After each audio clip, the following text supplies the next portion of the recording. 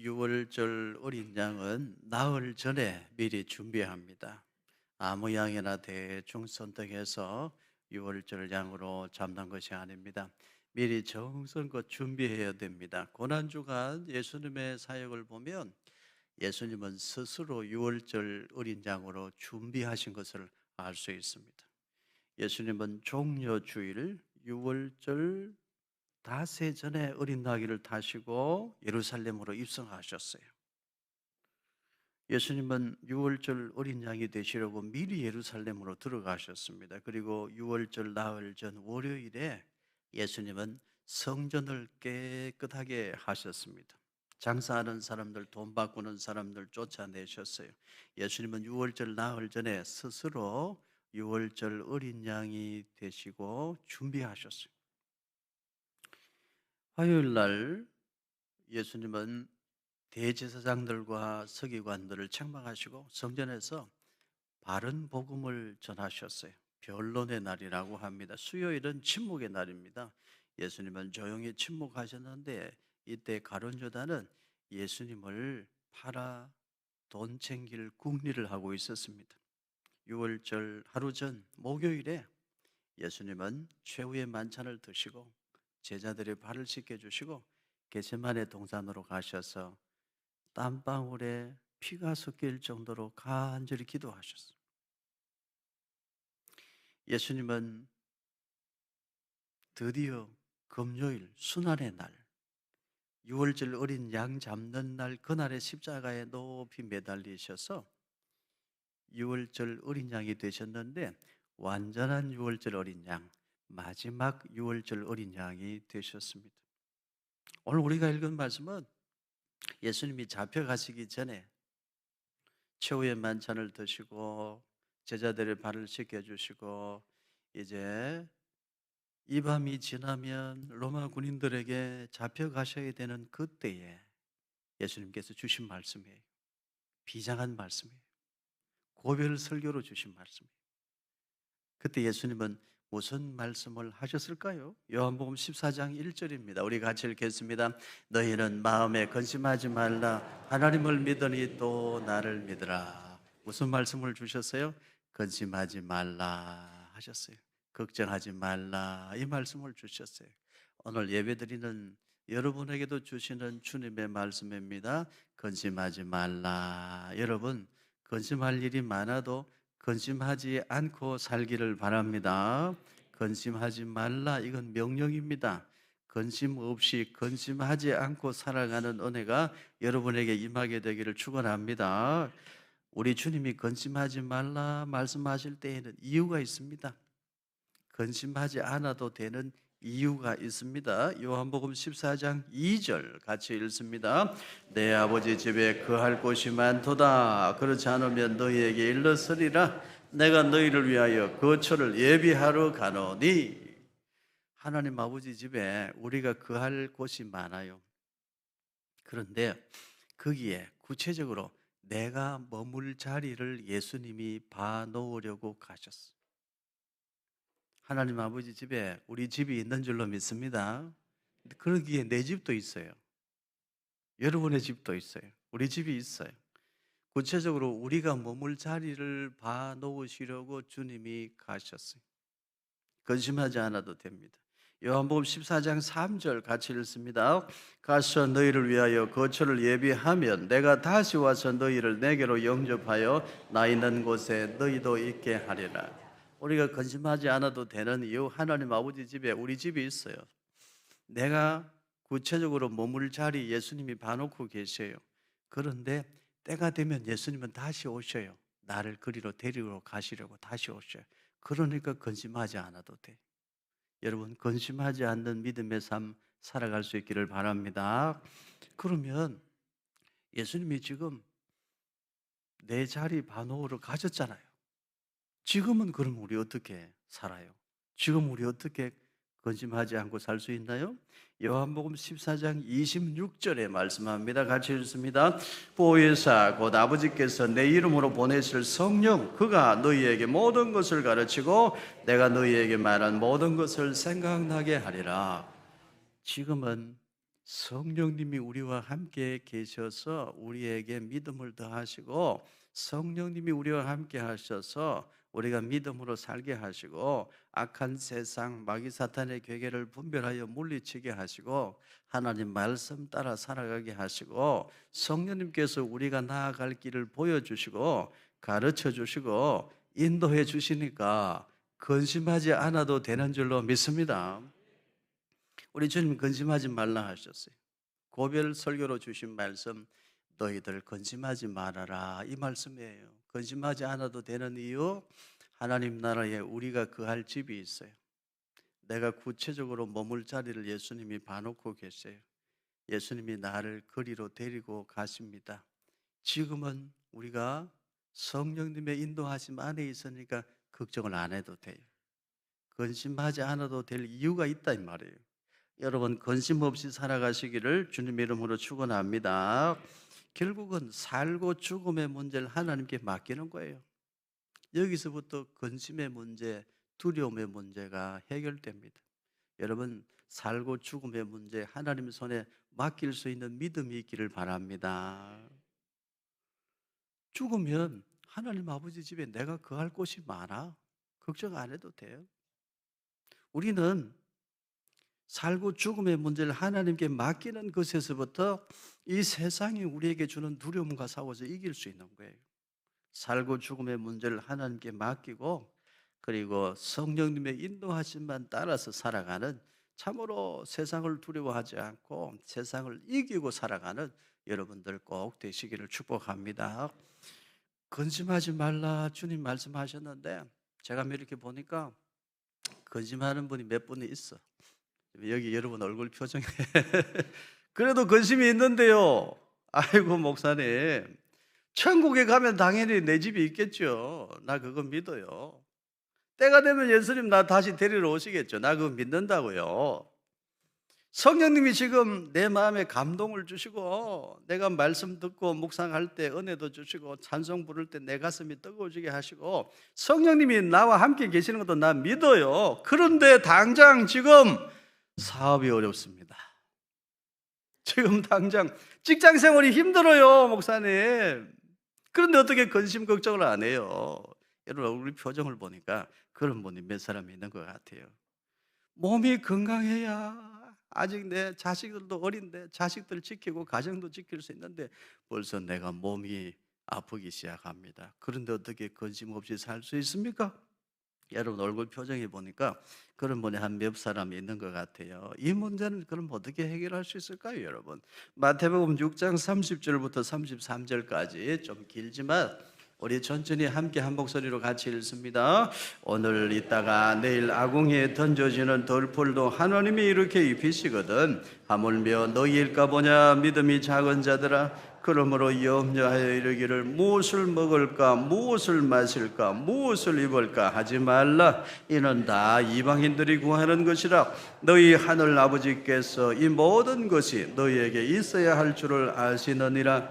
그런즉 너희는 먼저 그의 나라와 그의 의를 구하라. 그리하면 이 모든 것을 너희에게 더하시리라. 아멘. 빌립보서 4장 6절 말씀도 같이 읽습니다. 아무것도 염려하지 말고 다만 모든 일에 기도와 간구로 너희 구할 것을 감사함으로 하나님께 아뢰라. 아멘. 여러분 염려의 반대말은 무엇인지 여러분 알죠? 염려의 반대말은 뭐예요? 안 염려? 염려의 반대말은 성경이 가르쳐 주잖아요. 기도. 아무것도 염려하지 말고 뭐하라? 기도하라. 이 성경이 말씀하는 염려의 반대말은 기도요. 여러분 우리는 하나님 백성입니다. 기도하고 살면 되는 줄로 믿습니다. 기도하고 내가 할 수 있는 일은 최선을 다하고 그 다음은 주시는 대로 감사하고 그렇게 사는 것이 우리 그리스도인의 삶인 줄로 믿습니다. 우리가 염려한다고 키가 한 자라도 자랄 수 있으면 저는 날마다 염려해가지고 키가 이만큼 클 거야. 염려한다고 되는 게 아니야. 그죠? 기도하고 그리고 나머지는 하나님께 맡기는 거예요. 내가 할 수 있는 일은 최선을 다하고 기도하고 내가 할 수 있는 일은 최선을 다하고 그리고 나에게 주어지는 일은 그것이 무엇이든지 간에 감사합니다 하고 그렇게 살다가 주님이 너 인생길 힘들었지? 수고했다 말씀하시고 너 이제 그만 본향집으로 오너라 하시면 그때는 또 감사합니다. 소풍 같은 인생길이었는데 하나님의 은혜로 행복하게 살았습니다. 그렇게 감사합니다 하고 하나님 앞으로 가면 될 줄로 믿습니다. 그 이상의 다른 길은 없어요. 다른 길이 있으면 저한테 가르쳐 줘봐요. 다른 길은 없어요. 기도하고 내가 할 수 있는 일은 최선을 다하고 그리고 주시는 대로 감사하고 때가 되어 주님이 너 이제 그만 집으로 오너라 하면 아멘 하고 또 감사하고 우리는 그렇게 살면 될 줄로 믿습니다. 우리의 인생 마지막 걸음까지 성령님이 이끄시고 인도해 주실 줄로 믿습니다. 요한계시록 21장 2절 같이 읽습니다. 또 내가 봄에 거룩한 성 새 예루살렘이 하나님께로부터 하늘에서 내려오니 그 준비한 것이 신부가 남편을 위하여 단장한 것 같더라. 하나님 아버지 집에 거할 곳이 많아요. 거기가 새하늘 새 땅입니다. 거룩한 성 새 예루살렘이에요. 우리가 그곳에 가면 하나님께서 우리 눈에 흐르는 눈물을 닦아주세요. 그리고 거기는 아픈 것이 없어요. 곡하는 것이 없어요. 거기는 밤도 없어요. 거기는 영원히 하나님의 영광을 노래하는 기쁨의 찬양이 있어요. 저는 그곳에 가고 싶어요. 여러분도 그곳에 가고 싶죠? 그렇지만 너무 빨리는 가지 마세요. 이 세상에서 충분히 주님 사랑하고 살다가 옆에 있는 사람들 충분히 사랑하며 살다가 후회할 것이 없을 만큼 충분히 자식들 아껴주고 사랑하며 살다가 후회하지 않도록 주님 피로 값주고 사신 교회를 위해 더 많이 충성하고 헌신하고 봉사하며 살다가 그리고 때가 되어서 주님 오라 하시면 그때 아멘 하고 하나님 앞으로 가면 될 줄로 믿습니다. 그 귀한 곳에 예수님이 먼저 가셔서 우리 자리를 봐놓고 계셔요. 걱정하지 말아라, 근심하지 말아라 말씀하셔요. 지금은 예수님의 영, 하나님의 영, 성령님이 우리 곁에 계셔서 우리와 함께 하시잖아요. 성령님의 인도하심 속에서 하나님 바라보는 믿음으로 산다는 것, 이게 얼마나 큰 축복인지 몰라요. 여러분 질문합니다. 나는 지금 오늘 당장 죽어도 천국에 간다는 확신이 있습니다. 그런 사람은 아멘. 진짜죠? 혹시 글쎄요, 나 같은 게 어떻게 천국에 갈까요? 이런 생각하시는 분 계신가요? 그건 겸손이 아니고 불신앙이에요. 우리의 구원은 하나님의 은혜로 이루어지는 거예요. 하나님의 은혜를 의심하지 않기를 바라요. 새하늘과 새 땅 거기 나쁜 것이 없어요. 주님이 우리를 품에 안아주시고 수고했다 위로해 주시는 것이 영원한 기쁨, 영원한 찬양이 있어요. 우리는 그 나라를 바라보고 사는 거예요. 하나님 나라를 바라보면 이 세상에 좀 힘들고 아프고 어려운 일이 있어도 능히 다 이겨낼 수 있는 줄로 믿습니다. 그래서 분명한 천국 소망을 가지고 사는 사람들은 늘 이런 찬양을 부르죠. 우리 같이 한번 불러볼까요? 죄 많은 이 세상은 내 집안이네, 내 모든 보화는 저 하늘에 있네, 저 천국 문을 열고 나를 부르네, 나는 이 세상에 정들 수 없도다, 나는 이 세상에 정들 수 없도다. 그래도 세상에 정든 사람들 많죠? 여러분 안 그래요? 이 세상 사는 것은 기도하고 최선을 다하고 그리고는 하나님께 맡기고 주어지는 것은 주시는 대로 감사하고 나는 항상 감사하고 찬송하고 그렇게 살다가 주님 오라 하시면 감사합니다. 하나님 앞에 갈 수 있는 그 믿음 우리에게 생겨나기를 축원합니다. 다시 말씀드리는데요. 천국이 너무 좋은 곳인 것은 분명하지만 너무 빨리 가지는 마십시오. 주님이 오라고 하면 가세요. 주님 오라고 안 하는데도 막 가는 사람 없기를 바라요. 요한복음 14장 6절 우리 같이 읽습니다. 예수께서 이르시되 내가 곧 길이요 진리요 생명이니 나로 말미암지 않고는 아버지께로 올 자가 없느니라. 이 말씀이 성경의 요약입니다. Jesus Christ is the way, the truth, the life. 예수님만이 길이요 진리요 생명이세요. 우리가 따라가야 될 분은 예수님 그분인 줄로 믿습니다. 그분만 따라가야 돼요. 예수님 그분만 우리가 따라가야 될 유일한 진리, 하나님 앞으로 가는 길이라는 거, 이걸 꼭 기억하셔야 돼요. 이번에 전국 곳곳에 산불로 많은 피해가 있었어요. 아까운 분들이 목숨을 잃었어요. 참 마음 아픈 일이죠. 또 많은 분들이 삶의 터전을 잃어버렸어요. 어떤 분은 어릴 때부터 태어나서 자란 집이 다 불타 없어져서 그 정말 망연자실한 표정으로 TV에 나와서 인터뷰하는 걸 제가 봤는데 너무너무 마음이 아프더라고요. 너무 많은 면적이 또 불에 타서 소실되고 귀한 문화재들도 많이 불에 타고 너무 안타까운 일입니다. 저는 이번 산불 사태를 보면서 두 가지를 생각했어요. 여러분 무엇을 생각했나요? 저는 처음에 든 생각이 예방이 중요한데, 예방이 중요한데, 해마다 겨울이 지나고 이 봄이 되면 사람들 활동하기 시작할 때, 산에 많이 올라가기 시작할 때, 농사 짓는 분들 농사 지을 준비하기 시작할 때, 이때 또 건조하고 이럴 때 이때 산불 조심해야 되는데 왜 예방을 못했나 이거예요. 왜 예방을 못했냐. 예방을 해도 다 예방할 수 있는 건 아니지만 그래도 중앙정부 지방자치단체장들이 뭐 했나 이거예요. 저는 마음속에 그런 생각, 울분이 막 솟아올랐어요. 저 사람들은 뭐 하고 나라 녹을 먹고 사는 거야. 해마다 반복되는 일인데 중앙정부 지방단체 전부 다 엉뚱한 일에 나라 에너지 국력 다 소비하고 있으니까 정말 해야 할 일을 못하고 이게 뭐냐, 마음에 울분이 막 솟아오르더라고. 뭐 사람이 노력한다고 다 예방할 수 있는 건 아니지만 그래도 이 처리되면 위험한 걸 알고 산불 예방 특별 주간 정해가지고 TV에서도 계속 방송하고 지방자치단체에서도 산불 감시원도 배로 늘리고 산에 올라가는 사람 이거 조심해야 된다고, 쓰레기 소각하면 큰일 난다고, 라이터 이거 담배 불 이건 정말 조심해야 된다고, 농사 짓는 분들 함부로 너뚜렁바뚜렁 태우지 말라고 좀 예방하고 하면 이런 일은 없을 거 아니에요. 해마다 왜 이러냐 이거예요. 저는 솔직히 뭐 제가 행정을 하고 지방자치단체장이 되면 얼마나 잘할지 모르겠지만 너무 제 마음에 화가 생겼어요. 그 사람들이 이런 일을 하라고 있는 건데 왜 이 곳곳에서 이런 일 사태가 생기느냐. 제 마음속에는 막 울분이 솟아오르더라고요. 예방이 제일 중요한데 예방을 해야지 이게 뭐냐, 그 아쉬운 마음이 들었어요. 또 한 가지 생각이 있었는데요. 제가 안타까운 마음에 이 뉴스 방송에서는 어떻게 이 문제를 다루나 쭉 봤더니 제 마음에 탁 와닿는 기사 한 줄이 있었어요. 비록 적은 양이었으나 1에서 3mm의 비가 내려서 상황이 급반전되었다. 주불이 잡히고 산불 진화율이 94%까지 치솟았다. 하늘이 도와주었다. 제 가슴에 탁 와닿더라고.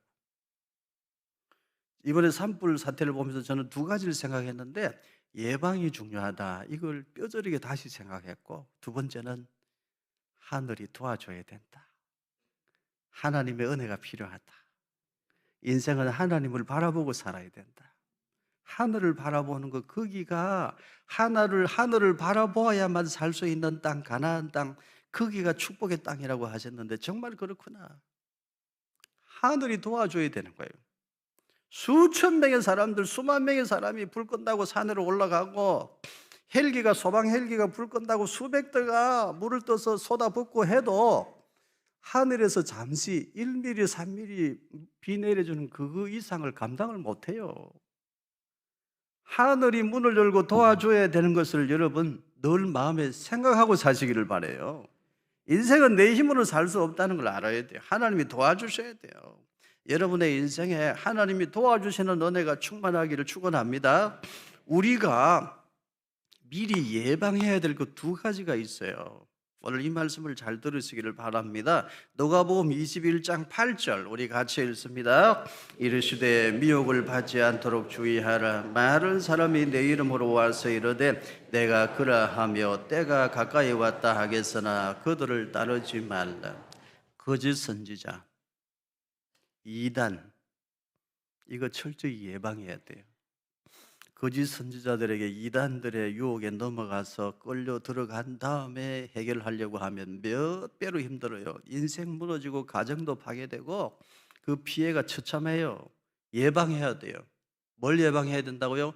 거짓 선지자들, 이단들, 이거 예방해야 돼요. 교회와 함께 이단은 있었어요. 귀한 것일수록 비슷하게 닮은 가짜는 항상 생겨나요. 이단 구분해야 돼. 오직 성경, 오직 예수, 오직 믿음의 진리 외에는 이단인 거예요. 여러분 가족 식구들 중에, 자녀들 중에, 집안 친척 식구들, 여러분 주변에 있는 사람들, 심지어 여러분 구역 식구들, 전도 회원들 가운데 이단의 유혹에 넘어가는 사람 한 사람도 없기를 바랍니다. 이거 예방해야 돼요. 여러분 또 뭘 예방해야 될까요? 레위기 20장 23절 같이 읽습니다. 너희는 내가 너희 앞에서 쫓아내는 족속의 풍속을 따르지 말라. 그들이 이 모든 일을 행함으로 내가 그들을 가증히 여기노라. 뭘 예방해야 돼요? 세상 풍속 따라가는 거, 이거 예방해야 돼요. 우리는 하나님 나라 백성입니다. 무엇을 따라가야죠? 예수님 따라가고 하나님 말씀 따라가야 될 줄로 믿습니다. 세상 풍속을 따라가면 안 된다 이 말이에요. 그런데 지금 우리나라는 이미 세상 풍속을 많이 따라가고 있습니다. 이제라도 예방해야 돼요. 여기서라도 정신을 차려야 돼요. 저 유럽의 나라들 이미 세상 풍속 따라가다가 교회들이 다 무너지고 가정들이 파괴되고 얼마나 불행한 인생들을 살고 있는지 몰라요. 오늘 우리 시대의 세상 풍속을 좀 어려운 말로 표현을 하면 포스트 모더니즘이라고 그래요. 이게 메모하면서 여러분 공부를 좀 하면서 들으시면 좋겠어요. 오늘 우리 시대의 문화 사조를 포스트 모더니즘이라고 해요. 그 시대마다 사람들이 생각하는 방향이 있어요. 문화의 흐름이 있어요. 그걸 포스트 모더니즘이라고 하는데 오늘 우리 시대의 문화 사조가 포스트 모더니즘입니다. 이 포스트 모더니즘은 뭐냐? 전통과의 단절. 기존에 알고 있었던 진리, 이거 의심해 보자는 거예요. 단절하자는 거예요. 새로운 걸 찾아보자는 거예요. 모더니즘은 인간의 이성으로 기존의 전통을 해체하자는 거예요. 기존의 전통과 단절해 보자는 거예요. 포스트 모더니즘은 그 이후에 일어난 건데 그 모더니즘의 연장선에 있어요. 모더니즘의 연장선에 있으면서도 그 모더니즘에 반항해요. 더 적극적으로 기존의 전통과 기존의 질서에 대해서 반발하고 인간의 합리적 이성으로 평가해보고 다시 새로움을 추구하자는 거예요. 기존의 전통과 단절하고 새로운 것을 추구하되 그 새로움의 다양성을 전부 다 인정해 주자는 거예요. 이게 포스트 모더니즘이에요. 결국 포스트 모더니즘은 절대 진리를 인정하지 않아요. 절대 가치를 인정하지 않습니다. 포스트 모더니스트는 의심하는 사람이에요. 과연 그게 진리인가 의심해보자. 과연 그 전통이 올바른 가치인가 의심해보자. 의심하다가 어떻게 되느냐? 결국은 다양한 진리와 다양한 태도를 모두 다 옳다고 말하는 쪽으로 타협하고 말아요. 이게 우리 시대의 풍속이에요. 나를 낳아준 어머니는 한 분이에요. 이건 독선이 아니고 진리잖아요. 우리의 구주 예수님은 유일하신 주님이세요. 이건 독선이 아니고 진리예요. 근데 오늘날 포스트 모더니즘은 뭐라고 말해요? 다른 종교에도 구원이 있다고 말해라. 초파일이 되면 목사님들 절에 가서 합장을 같이 좀 해줘라. 그게 진짜 지성인이지. 성탄절에는 스님들 모셔다가 교회에서 같이 예배도 드리고 그래라. 그러면 우리가 박수 쳐줄게. 이게 오늘 우리 시대의 풍속이에요. 이게 오늘 우리 시대의 문화란 말이에요. 그렇게 하면 우리가 박수 쳐줄게. 지성언니로 인정해줄게. 이게 오늘 우리 시대의 문화 사조입니다. 다른 것도 옳다고 해라. 그게 이성적인 인간이지 합리적인 인간이지. 이거 오늘 우리 시대의 문화 포스트 모더니즘이 우리에게 강요하는 사상이에요. 예수님을 믿어야만 구원받는다고 이제는 그런 말 하지 마. 지금이 어느 시대인데 꼰대 같은 소리 제발 좀 하지 마. 모든 종교에 구원이 있다고 말해라. 이게 오늘 우리 시대의 세상 풍속이라고요. 여러분 우리는 정신 차려야 됩니다. 우리는 누구입니까? 하나님 백성이요. 우리는 세상 풍속을 따를 사람입니까? 하나님 말씀을 따를 사람입니까? 하나님 말씀만 따라야 될 줄로 믿습니다. 결혼은 남자와 남자만, 남자와 여자만이 결혼하는 거냐고? 아니야. 결혼은 말이야, 남자와 남자도 할 수 있는 거지. 마음을 넓혀봐. 지성인이잖아. 현대인은 생각을 좀 넓게 할 줄 알아야지. 여자와 여자도 서로 사랑하면 결혼할 수 있는 거지. 그 정도로 마음을 넓혀야 현대인이라 할 수 있잖아. 서로 사랑한다면 남자와 남자가 결혼할 수도 있지. 여러분, 이것이 오늘 우리 시대의 세상 풍속이라는 거예요. 이제 우리 사회가 동성 간의 사랑도 인정할 수 있을 만큼 성장하지 않았냐? 개성을 존중하고 인권을 존중해 줘야지. 태어날 때부터 그런 성향을 가지고 태어났다고 하는데 그거 존중해 줘야지. 여자와 여자도 사랑할 수 있다고 하고 육체적으로도 사랑할 수 있다고 인정해 주고 그 사람들 행복하게 살면 되는 거지. 인정해 주자. 이게 여러분 오늘 우리 시대의 풍속이라는 거예요. 동성애도 인정해 주자. 인정할 줄 알아야 배운 사람이고 지식인이지. 이게 오늘 우리 시대의 세상 풍속이라니까요. 동성애를 죄라고 설교하면 잡혀가는 일이 이제 우리나라에서도 일어날지도 몰라요. 예방은 과할 정도로 해야 예방이야. 대충 하는 건 예방이 아니에요. 특별히 우리 청년들이 지금 많이 위험합니다. 깜짝 놀랄 정도예요. 동성애 인정해 줘야지. 이런 청년들 교회 안에도 생각보다 많아요. 세상 풍속을 이미 따르고 있는 청년들이 있다니까요. 심각한 문제예요. 여러분에게 말씀드립니다. 우리 인간이 하나님보다 마음이 넓은 척 해서는 안 될 줄로 믿습니다. 우리 인간이 하나님보다 착한 척 해서도 안 되는 줄로 믿습니다. 나는 하나님보다 마음이 넓어요. 그런 사람 손 들어봐요. 나는 하나님보다 더 착한데 그런 사람 손 들어봐요. 그런 사람이 어디 있어요? 성경에 하나님이 말씀하시기를 동성애는 죄라 하셨으면 죄인 줄로 믿습니다. 믿어야 될 줄로 알아요. 그게 사는 길이지. 오늘 우리 시대의 세상 풍속에 휩쓸려 가지고 동성애도 인정해 줄 줄 알아야 배운 사람이지. 태어날 때부터 그런 성향을 가지고 태어났대잖아. 인정해 줘야지. 자기가 하나님보다 마음이 더 넓은 척해. 자기가 하나님보다 더 착한 척해. 이게 망하는 길이에요. 세상 풍속을 따를 것이 아니고 우리는 철저히 하나님 말씀만 따라 살아야 될 줄로 믿습니다. 철저히 예방해야 돼요. 예방은 과하다 싶을 정도로 예방해야 돼요. 우리 다음 세대, 우리가 지금 예방해 주지 아니하면 얼마나 많이 무너질지 몰라요. 철저히 예방해야 돼요. 프로이트의 이론을 빌려보면 잘은 몰라도 아마도 구강기, 항문기 그 어린 시절에 무슨 잘못된 경험으로 인해서 동성애 성향이 나오는 게 아닐까 짐작을 해보는데 그 원인이 어딘지 잘 모르지만 끝까지 그 원인을 찾아서 회복하고 고치고 치료하는 방향으로 가야 돼요. 국가가 책임지고 최선을 다해서 회복하고 치료하는 방향으로 가야지 동성애를 인정하고 합법화시키고 그런 방향으로 가서는 안 되는 거예요. 그래서 저는 새벽마다 기도해요. 하나님, 우리나라 대한민국은 성경이 죄라고 하면 죄인 줄로 아는 나라와 민족 되게 해 주시옵소서. 성경이 죄라고 하는데도 죄가 아니라고 자꾸 우게 되는 그런 나라 안 되게 해 도와주시옵소서.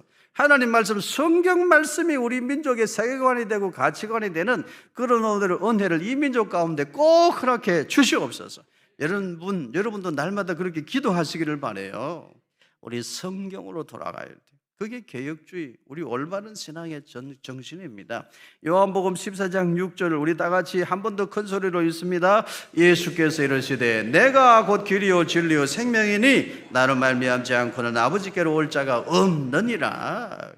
예수님만 믿고 따를 것이고 하나님 말씀만 믿고 따라가야 됩니다.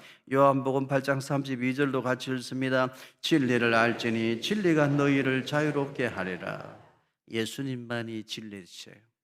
하나님 말씀만이 진리의 말씀입니다.